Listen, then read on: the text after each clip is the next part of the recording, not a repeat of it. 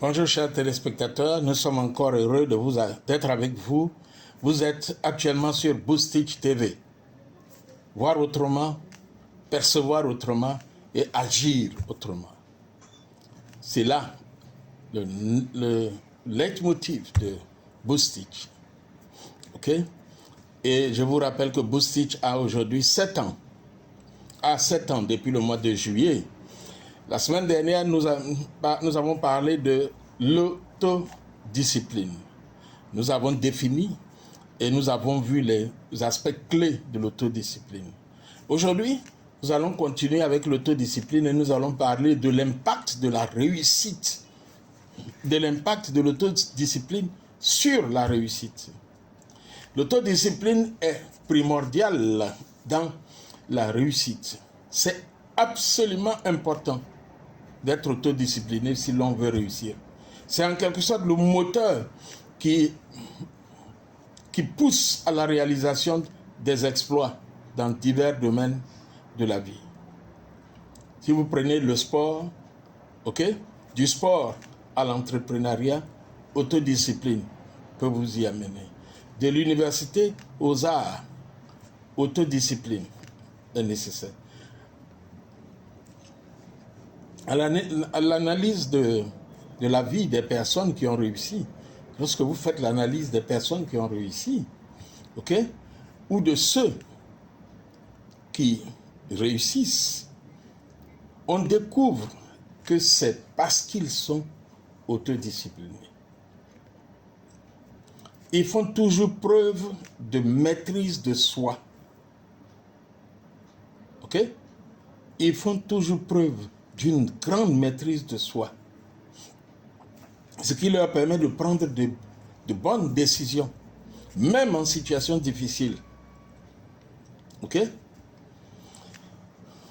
Ils font preuve de maintien de la progression, d'une progression constante et de relever des défis avec résilience parce qu'ils sont focalisés sur leur objectif. L'autodiscipline est essentielle dans le domaine de l'entrepreneuriat. Je dirais, c'est un secteur parsemé, l'entrepreneuriat est un secteur parsemé d'imprévus, de difficultés, depuis le montage du projet jusqu'à sa réalisation. Il faut être autodiscipliné pour réussir dans ce domaine en prenant les bonnes décisions au bon moment. En effet, l'entrepreneur doit prendre des décisions difficiles à certains moments. Il doit gérer son temps efficacement pour atteindre ses objectifs. Il doit rester focus sur sa vision malgré tout. Malgré tout. C'est l'autodiscipline qui aide les athlètes à supporter, même quand ils ont une blessure, à continuer de jouer. C'est l'autodiscipline qui fait que le joueur va accepter de se soumettre à un régime rigoureux, très rigoureux même. C'est l'autodiscipline qui va amener le joueur à se soumettre à des modes de vie sains. Bien. Vous voyez, nous n'allons pas être longs aujourd'hui, mais nous voulons que chacun réfléchisse sur l'autodiscipline et se pose la question de savoir s'il est autodiscipliné. Et vous savez quoi? Nous parlerons la prochaine fois sur comment cultiver l'autodiscipline. Oui. Qu'est-ce qu'il faut faire pour devenir un autodiscipliné? Et vous voyez, je voudrais encourager les uns et les autres à essayer de fouiller, chercher le comportement et comment les gens qui ont réussi dans la vie ont fait pour y arriver.